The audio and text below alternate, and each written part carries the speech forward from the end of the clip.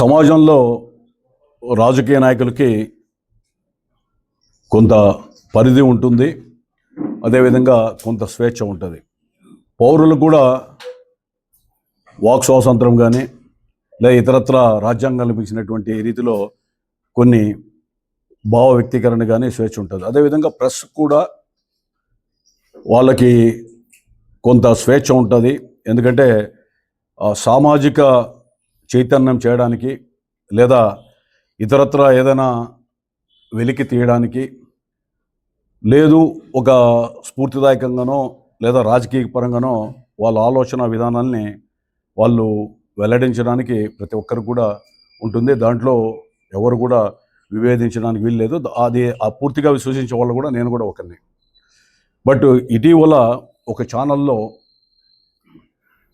ఒక అంశం వచ్చింది. అంటే కొన్ని వాస్తవాలు ఉన్నాయి, కొన్ని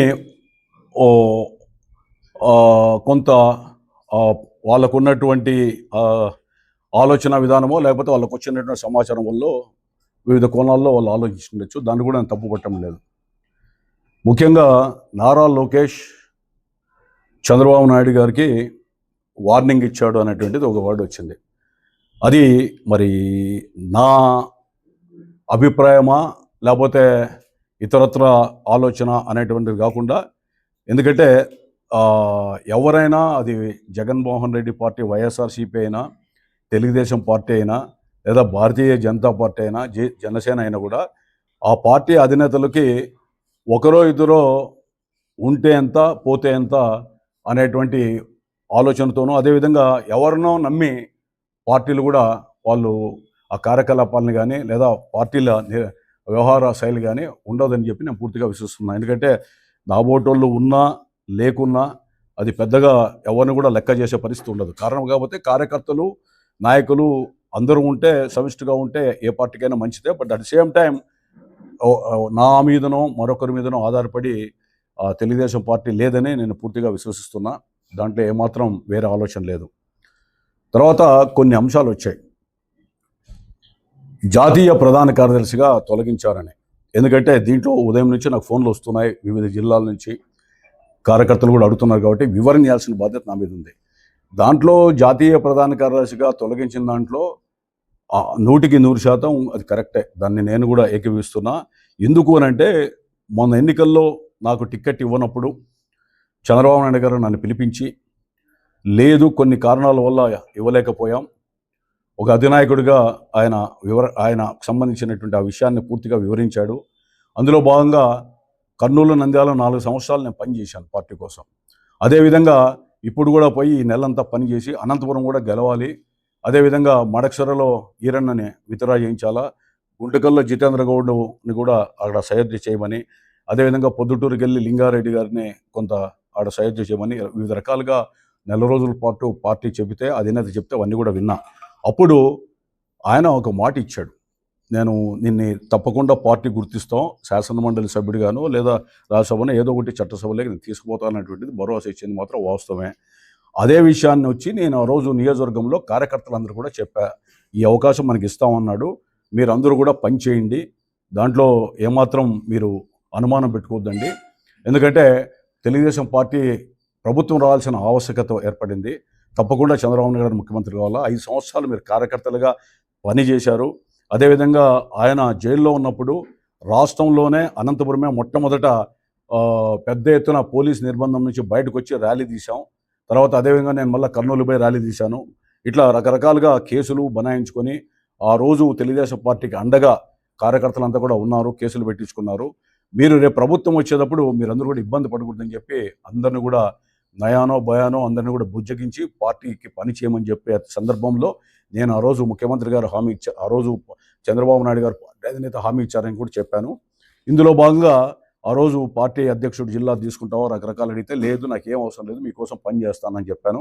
ఆయనే నేను అడగకుండానే జాతీయ ప్రధాన కార్యదర్శిగా చంద్రబాబు నాయుడు గారు ప్రకటించారు. తర్వాత ఎన్నికలు వచ్చాయి. ఎన్నికల్లో నా వంతు పాత్ర ఏం చేశానో అందరికీ కూడా తెలుసు. అదేవిధంగా ఈ 2 సంవత్సరాలు కూడా పార్టీ అప్పచెప్పిన కొన్ని పనులు చేశాం. పులివెందుల ఎన్నికలు కావచ్చు, విశాఖపట్నంలో యోగా దీనికి కానీ గత పొద్దుటూరులో మహానాడు జరిగితే గత సంవత్సరం కడప జిల్లాలో పొద్దుటూరు ఇన్ఛార్జ్గా నన్ను పెడితే అక్కడ పనిచేశాను. అంటే పార్టీ ఏ కార్యక్రమాలు అప్పచెప్పినా నేను పనిచేశాను. కాకపోతే జాతీయ ప్రధాన కార్యదర్శిగా నా మొత్తం కాలాన్ని అక్కడ పార్టీ కార్యాలయంలో వినియోగించలేని పరిస్థితిలో నేనున్నందున, ఎందుకంటే నాకు ఆ బాధ్యతలు పూర్తిగా నేను స్వీకరించి పనిచేయలేని పరిస్థితుల్లో మరి సామాజిక సమతుల్యంలో కిలార్ రాజేష్ గారిని తెచ్చి వేసినట్ల కనపడింది. నాకు దానివల్ల ఎలాంటి బాధ లేదు, ఎలాంటి వేరే ఆలోచన కూడా లేదని చెప్పి మనం చేస్తున్నాను. ఎందుకంటే నేను పూర్తిగా సమర్థవంతంగా దాన్ని నిర్వహించేటువంటి పరిస్థితులు లేని సందర్భం ఉంది కాబట్టి. తర్వాత నారా లోకేష్ గారు కార్యక్రమానికి హాజరు కాలేదు. 100% కరెక్టే. నాకు వ్యక్తిగత కారణాల వల్ల పోలేకపోయిండొచ్చు. అదేవిధంగా నేను 5 సంవత్సరాలు కష్టపడి కార్యకర్తల్ని మా ఇంట పెట్టుకున్నాం. 90% మంది కార్యకర్తలు మరి బాధలతో ఉన్నటువంటి వ్యక్తులు, ఒక 10% మరి అధికార పార్టీలో ఈరోజు కొనసాగుతూ ఎన్నికల తర్వాత వచ్చినటువంటి వాళ్ళు కొంతమంది. వీరి మధ్య ఉన్నటువంటి వ్యత్యాసం ఉంది. నేను ఆ కార్యక్రమానికి వెళ్ళి ఏదైనా మాకు స్టోర్ డీలర్షిప్ లేదో, లేకపోతే మాకు ఏదో ఇబ్బందులు పెట్టారని చెప్తే ఆ సభలో అంతరాయం కలగకూడదు, అదేవిధంగా సాఫీగా జరగాలనేటువంటి అభిప్రాయంతోనూ ఆ రోజు సమన్వయకర్త ఒంగోలు నుంచి వచ్చినటువంటి ఆ రోజు సత్య, మన దామచర్ల సత్య ఫోన్ చేసి, అన్నా మీరంతా కోఆపరేట్ చేయాలా ఇది దీనివల్ల అంటే, అందుకని నేను ఆ కార్యక్రమానికి గైర్హాజరయ్యాను. ఎందుకంటే నేను నాకు ఇంకోటి కూడా పార్టీలో బాధ్యత లేదు. నేను ఎమ్మెల్యే కాదు, ఎమ్మెల్సీ కాదు. మరి కొత్త వ్యక్తి వచ్చి కూర్చున్నప్పుడు అందులో అక్కడ పాత కొత్త అనేటువంటి ఆ వ్యత్యాసం ఉన్నప్పుడు నేను అక్కడ పోయి కూర్చోవడం, తర్వాత నేను ఏదో అక్కడ ఇంపార్టెన్స్ క్రియేట్ చేయడం అనేది సబబు కాదు. గౌరవం ఉంటే పోదాం, గౌరవం లేని చోట ఎక్కడికి పోకూడదు అనేటువంటి భావంతో పూర్తిగా జీర్ణించుకున్న వ్యక్తిగా ఒక నిర్ణయం తీసుకున్నా. అందుకని అక్కడ పోలేకపోయాను. అట్లనే ఒక వర్కింగ్ ప్రెసిడెంట్ లోకేష్ బాబు గారు పార్టీలో ఉన్నాడు. ఆయన్ని గౌరవించాల్సిన బాధ్యత నా మీద ఉంది. పార్టీలో ఉన్నంత వరకు పార్టీలో ఉన్నాను కాబట్టి. కాకపోతే ఆ రోజు పరిస్థితి వల్ల పార్టీలో ఉన్నటువంటి కార్యకర్తలు ఉన్నటువంటి అసంతృప్తి, అదేవిధంగా వివిధ రకాలుగా మా కేసులు పెట్టారు మా మీద, రకరకాల బాధల్లో ఉన్నటువంటి వ్యక్తులకి నేను అక్కడ వెళితే ఊరట కలిగించాలా, లేదా సర్ది చెప్పే పరిస్థితి కలపాలా, ఆ పరిస్థితులు కూడా ఎందుకు తెచ్చుకోవాలని చెప్పి మౌనంగా ఉండడం వాస్తవమే. దీంట్లో ఎలాంటి అనుమానం లేదు. తర్వాత నాకు సామాజిక స్పృహ ఉంది, సామాజిక బాధ్యత ఉంది. ఈ అనంతపురంలో వివిధ రకాలుగా కార్యక్రమాలు జరిగేటప్పుడు కానీ ఏదైనా కానీ స్పృహతో, బాధ్యతతో, ప్రజలంటే భయపడి పనిచేశాను. రౌడీలకి, గుండాలకి భయపడకుండా ప్రజలకు భయపడి పనిచేశాను. రెండవది, ఆ కోణంలోనే ఎక్కడైనా కార్యకర్తలకు కానీ లేదా ప్రజలకు కానీ అన్యాయం జరిగినప్పుడు నా దృష్టికి వచ్చినప్పుడు పార్టీలో ఉండి కూడా పార్టీ దృష్టికి తీసుకెళ్లడం, వీలైతే అధికారులకు చెప్పడం, ఇది అన్యాయంగానే మనం దానికి మద్దతు ఇస్తున్నాం, సహకరిస్తున్నాం. అదేవిధంగా అనేక అంశాల్లో కూడా నేను నా ప్రయత్నం చేస్తూనే ఉన్నా, భవిష్యత్తులో కూడా చేస్తాను. దాంట్లో ఎలాంటి అనుమానం లేదు. నేను బ్రతికున్నంత కాలం నేను ఒకటే మనవి చేస్తున్నా, ప్రజా జీవితం నుంచి పారిపోయేటువంటి మనిషిని కాదు. ఒకవేళ రాజకీయాల్లో ఉండలేక ఇమడలేని పరిస్థితి వస్తే రాజకీయాలకి గుడ్ బై చెప్పైనా నేను అవే స్వచ్ఛంద సంస్థ ద్వారా వ్యవస్థలో జరిగేటువంటి లోపాలని, వ్యవస్థలో జరిగేటువంటి ఆకృత్యాలని, వ్యవస్థలో మార్పు కోసం నేను ఒక ప్లాట్ఫామ్ పెట్టుకొని దాని మీద పోరాటం చేయడానికి సిద్ధంగా ఉన్నానే తప్ప నేను తెలుగుదేశం పార్టీ వీడాలనే ఆలోచనలో లేను. తెలుగుదేశం పార్టీకే కాదు, రాజకీయాల్లోనే ఉండాలా లేదా అని ఆలోచనప్పుడు తప్పకుండా మీ అందరూ కూడా పిలిచి నా అభిప్రాయాన్ని వ్యక్తపరుస్తా, దాంట్లో అనుమానం లేదు. నేను తెలుగుదేశం పార్టీలో 100 రూపాయల కార్యకర్తను కాబట్టి నాకు ఏదైనా పార్టీ బాధ్యత ఈ రోజు ఇచ్చినా, రేపు ఇచ్చినా, గతంలో ఇచ్చినా కూడా త్రికరణ శుద్ధిగా పనిచేసా, భవిష్యత్తు కూడా పనిచేస్తా. నేను జిల్లాలో కానీ నియోజకవర్గంలో కానీ పార్టీ పరంగా ఏదైనా పని చేయాలన్నప్పుడు నాకంటే ఉన్నతమైనటువంటి చట్టసభలో ఉన్నటువంటి వ్యక్తులు కానీ లేదా ఇతరులు కానీ వాళ్ళకి నేను ప్రతిబంధకం కాకూడదు. అట్ ది సేమ్ టైం అన్యాయానికి గురైన కార్యకర్తలు కూడా నన్ను చూస్తే రెచ్చిపోయే పరిస్థితి వస్తుంది. కాబట్టి పార్టీ శ్రేయస్ దృష్ట్యా, నగరంలోని ప్రజల శ్రేయస్ దృష్ట్యా కొంత మౌనంగా ఉన్నానే తప్ప ఇతరత్ర నా పోరాటంలో, అదేవిధంగా వేరే ఇతరత్ర సామాజిక స్పృహలో, బాధ్యతలో వెనకడిగేసే వ్యక్తిని కాదు. అవసరం వస్తే ప్రజల పక్షాన లేదా కార్యకర్తలకు అన్యాయం జరిగితే ఈ రోజైనా రేపైనా మనం పోరాటం చేయడానికి సిద్ధంగా ఉన్నాం. దాంట్లో నాలో చావలేదని చెప్పి కూడా మీ ద్వారా తెలియజేస్తున్నా. ఇక జేసీ దివాకర్ రెడ్డి గారికి పరిటాలకి విభేదాలని చెప్పారు. దాంట్లో రాజకీయ విభేదాలు ఉన్నది వాస్తవమే, దాన్ని కూడా నేను కాదనటలేదు. కాంగ్రెస్ పార్టీలో ఉన్నప్పుడు జేసీ దివాకర్ రెడ్డి గారితో ఆ రోజు మంత్రిగా నేను కాంగ్రెస్ పార్టీలో పీసీసీ సెక్రటరీగా ఉన్నప్పుడు యూత్ కాంగ్రెస్ నుంచి వచ్చినప్పుడు కొంత విభేదాలు ఉన్నాయి, కానీ వ్యక్తిగత కక్షలు అయితే మా మధ్య లేవు.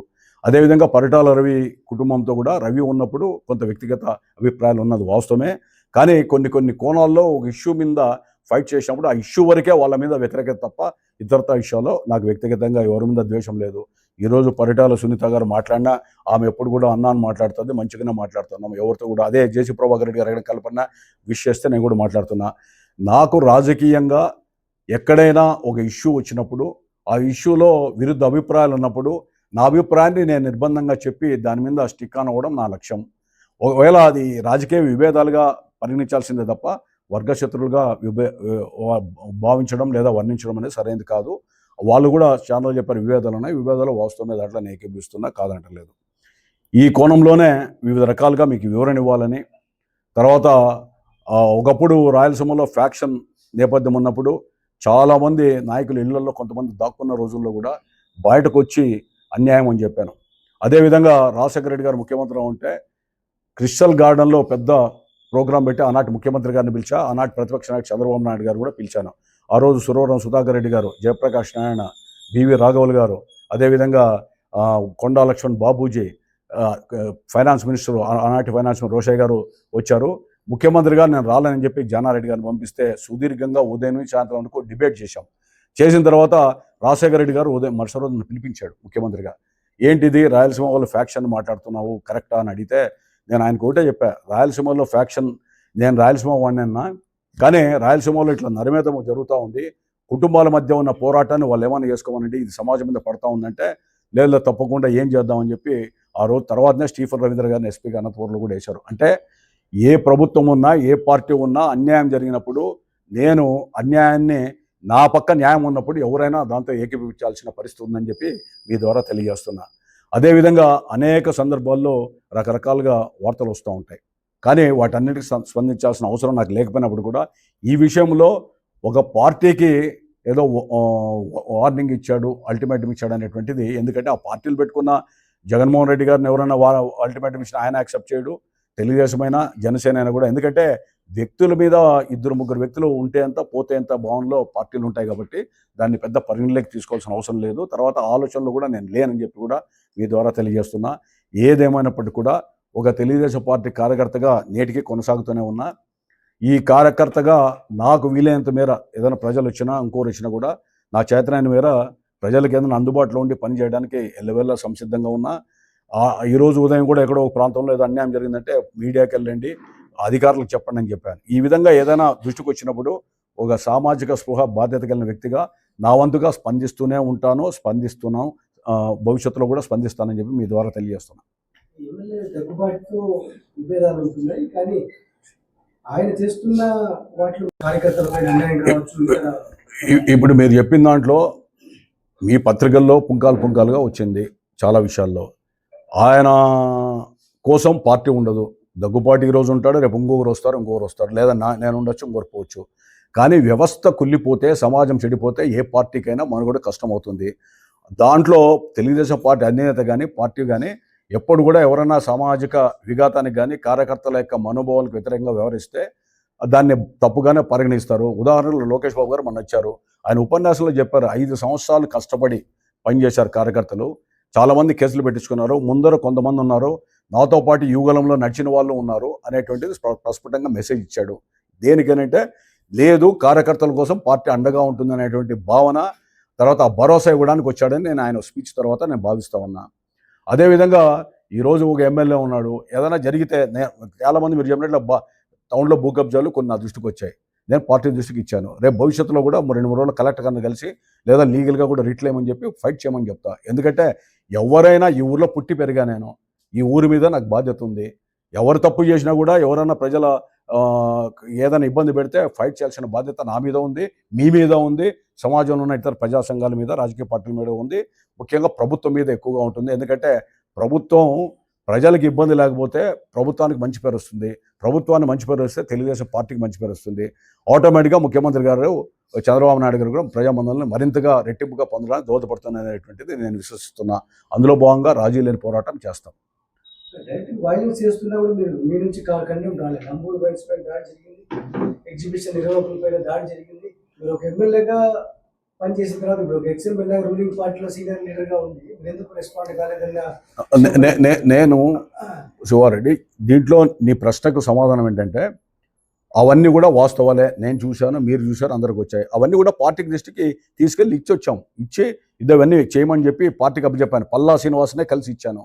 తర్వాత మన పార్టీలో ప్రోగ్రామ్ కమిటీకి ఇచ్చాను, లేదా కొంత ఇంటెలిజెన్స్ డిపార్ట్మెంట్కి ఇచ్చాము. దాని మీద ఎంక్వైరీలు చేశారు, కేసులు కూడా పెట్టారు.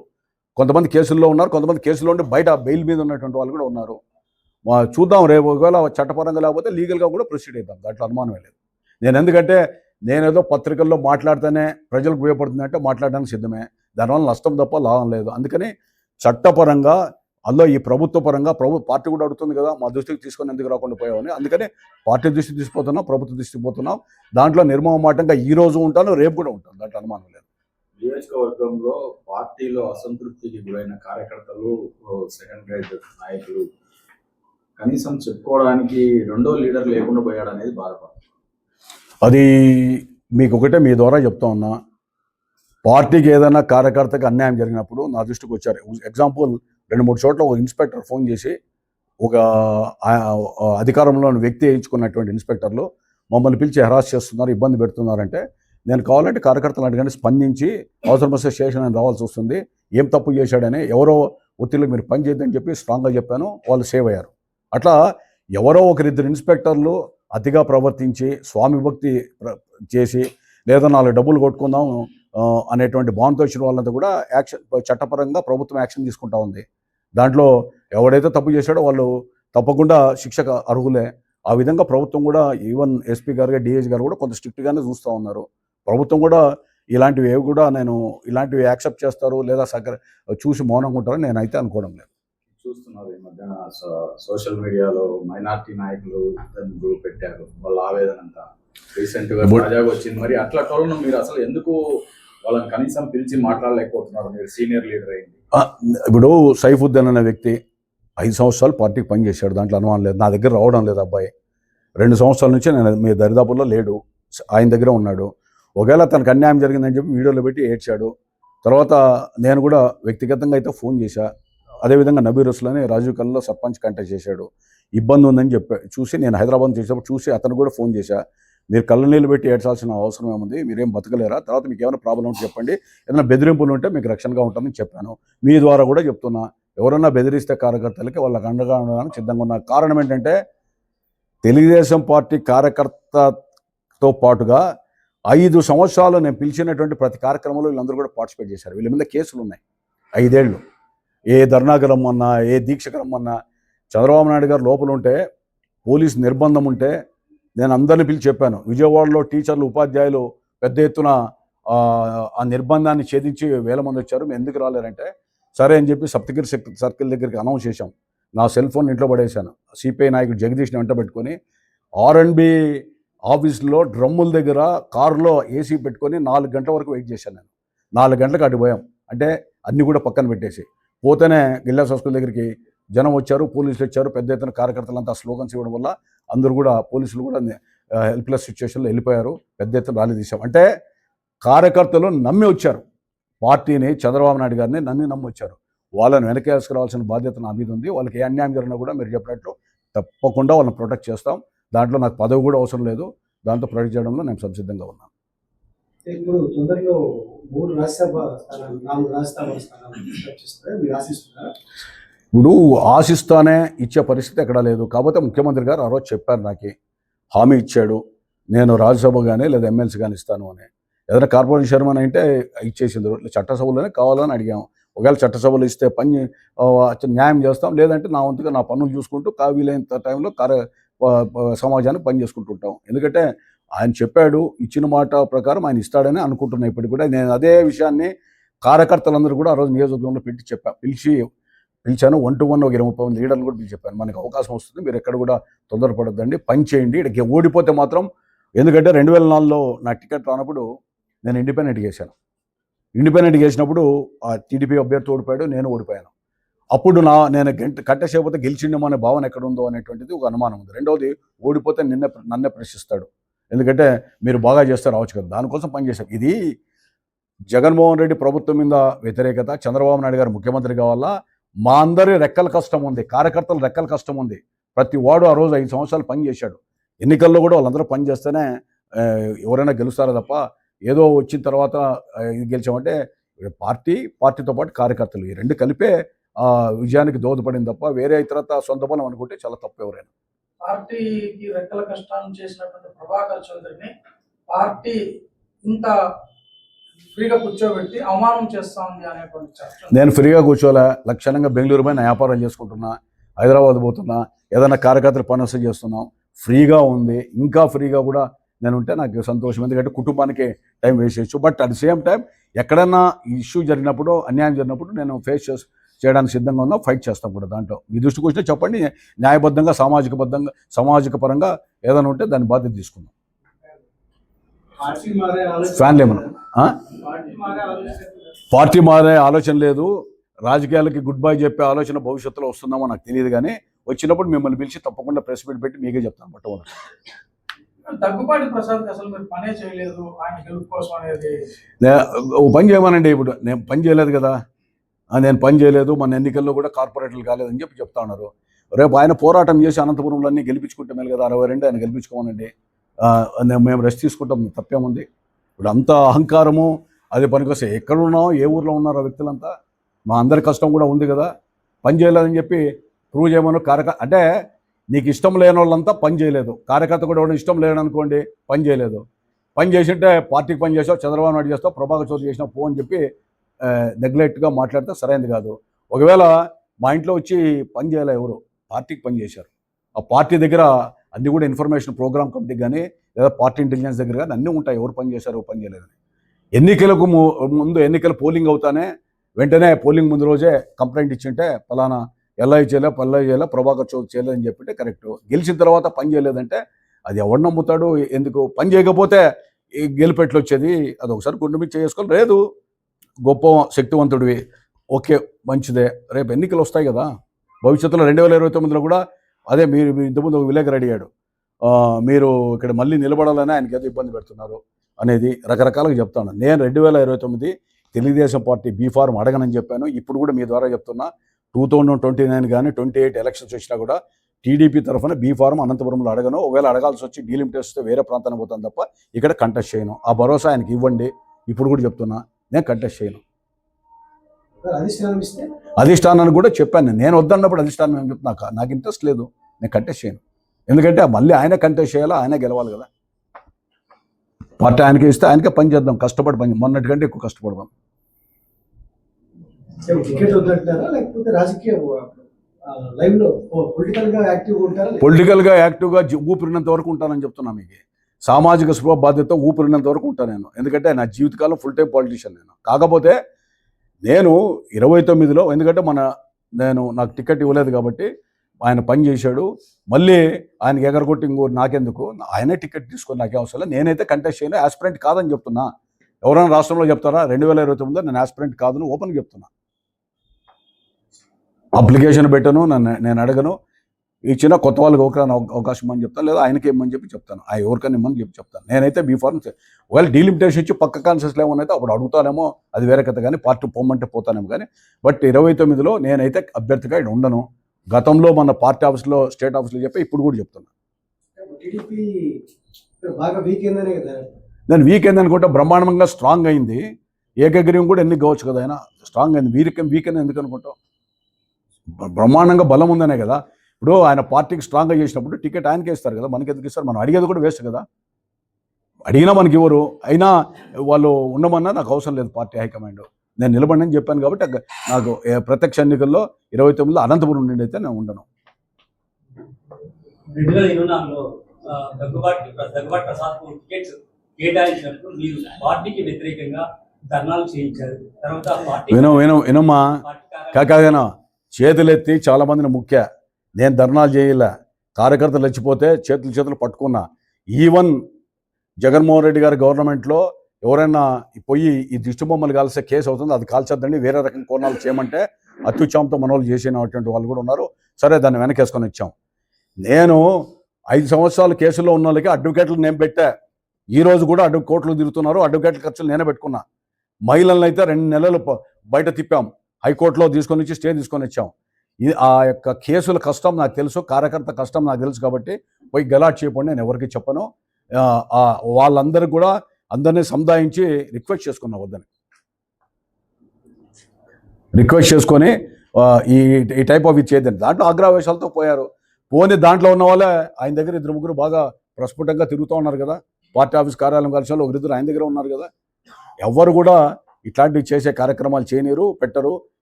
దాన్ని ప్రోత్సహించాం. మాజీ ఎమ్మెల్యే ఇంటికి వెళ్ళి టీడీపీ కార్యకర్తలు ఏడ్చిన పరిస్థితి, మీరేమంటారు దానిపైన?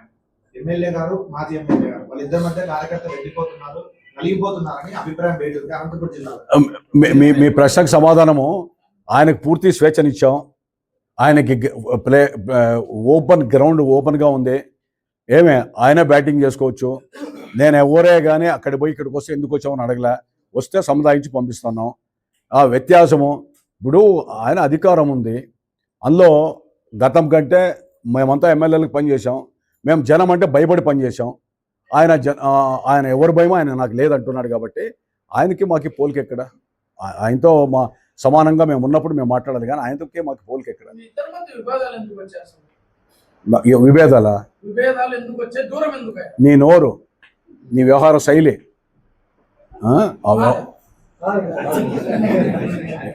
విభేదాలు వచ్చినాయంటే ఎవరు దాన్ని బట్టి చెప్తున్నా. విభేదాలు ఎందుకు వస్తాయి? నాకు విభేదాలు ఎవరితో కూడా లేవని చెప్తున్నా. విధానాల పరంగా, సిద్ధాంతాల పరంగా, ఇష్యూ పరంగా ఫైటింగు. ఆ ఇష్యూలో అంటే పోనీ నువ్వే చెప్పు, పూర్తిగా మద్దతు ఇమ్మంటావా? పూర్తిగా అన్ని రకాలుగా సపోర్ట్ చేయమంటావా? నీ ఉనికి ఉండదు అనంతపురం, అది కూడా గుర్తుపెట్టుకో. చెప్తున్నా, విలేకరుగా అడుగుతున్నా, నీ ఉనికి కూడా ఉండదు అనంతపురం, గుర్తుపెట్టుకో.